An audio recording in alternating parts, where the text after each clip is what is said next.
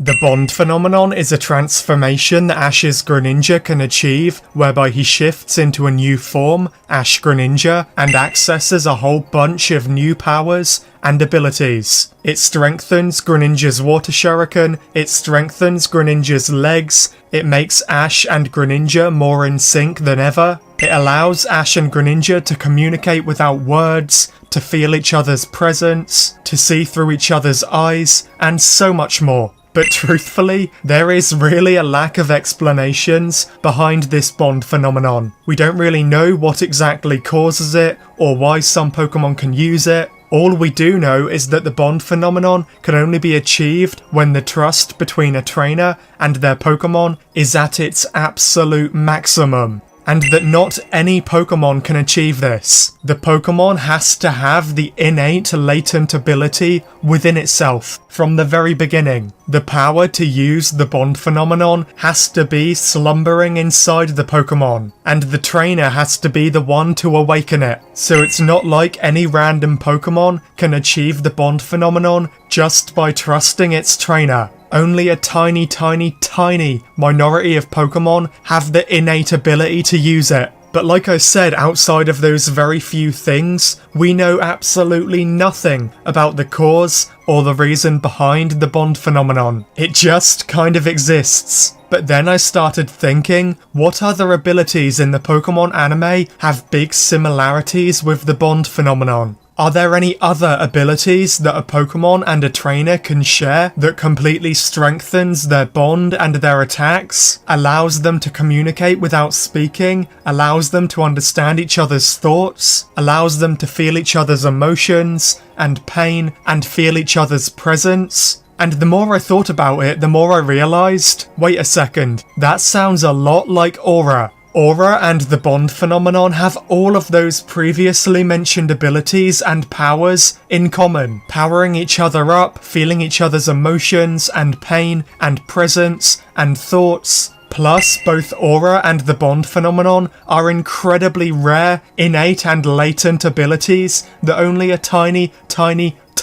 minority of people and Pokemon can access. And then I kept thinking about it more and more. Both Aura and the bond phenomenon manifest in very similar ways. They both have an emphasis on a blue glow, with both Ash and his Pokemon being overcome by blue energy. That's another major similarity between Aura and the bond phenomenon. Like seriously, I began to realise that every single power and attribute that we've seen in the bond phenomenon correlates to Aura too. So what if Aura causes the bond phenomenon? What if the reason that Ash Ketchum himself and no other Pokemon trainer can activate the bond phenomenon is because of his aura-wielding abilities? We've literally only ever heard of 2 Pokemon trainers ever being able to use the bond phenomenon, similar to how we've only ever seen 3 aura-wielders ever.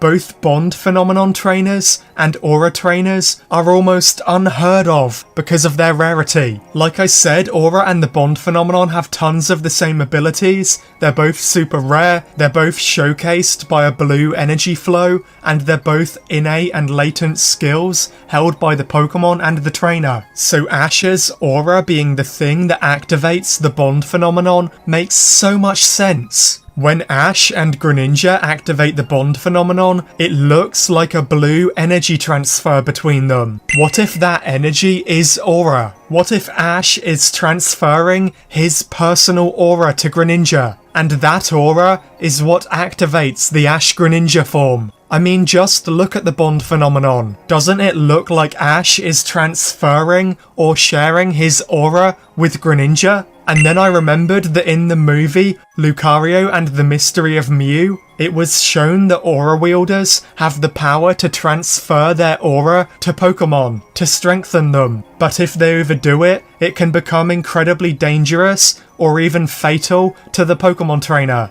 And remember when Ash and Greninja pushed their bond phenomenon too far? Ash literally passed out, it was so dangerous. So maybe through the bond phenomenon, Ash transferred too much aura to Greninja and it caused him to pass out, similar to how it happened in Lucario and the Mystery of Mew. If the bond phenomenon is caused by Ash transferring his aura to Greninja, like I theorized, then it makes perfect sense why Greninja changes form to resemble Ash, because it's Ash's aura that is strengthening Greninja, and thus it explains why Greninja changes form to resemble Ash and his aura. Plus it explains why Greninja accesses these aura-like powers with Ash, because it's aura that's strengthening Greninja. And now all of this has really fallen perfectly into place for me with the reveal of Pokemon Journeys episode 109, titled Lucario and Greninja, The Aura of Fate. This episode will be focusing on Lucario and Greninja, and there seems to be a huge focus on the aura bond between Ash and Lucario, and the bond phenomenon between Ash and Greninja. In the trailer, we've seen both of these elements really highlighted, so it seems that maybe Ash is going to discover the huge similarities between his aura bond with Lucario and his bond phenomenon with Greninja. They both have incredibly similar powers, from, like I said, feeling each other's thoughts, emotions, and presence, to even mimicking and strengthening each other's actions in battles. I mean, look at Ash in the Kalos League, mimicking and strengthening Greninja. And now look at Ash vs B in the World Coronation series, mimicking and strengthening Lucario. The similarities are just way too great to be ignored, if you ask me. I genuinely think that Ash's aura-wielding abilities are what allows him to activate the bond phenomenon. And part of that bond phenomenon is Ash transferring his aura to Greninja. Hence the similar abilities between aura and the bond phenomenon, and why aura and the bond phenomenon look similar visually, and why Greninja begins to resemble Ash, and why both aura and the bond phenomenon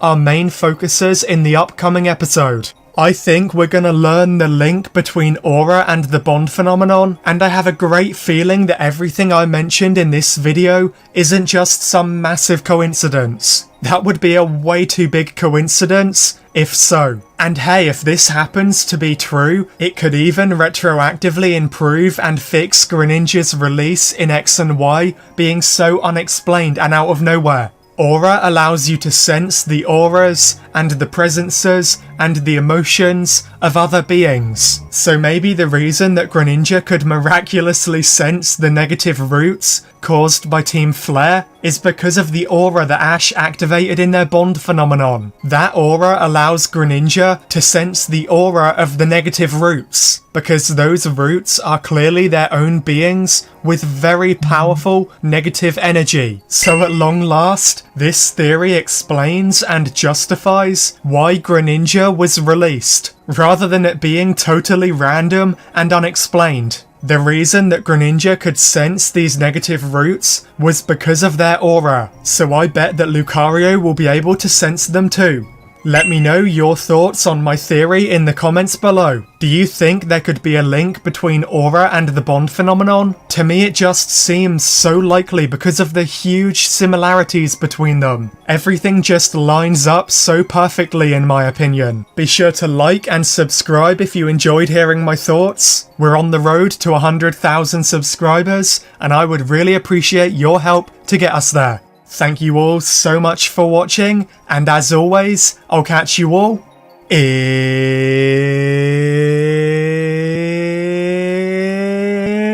the next one.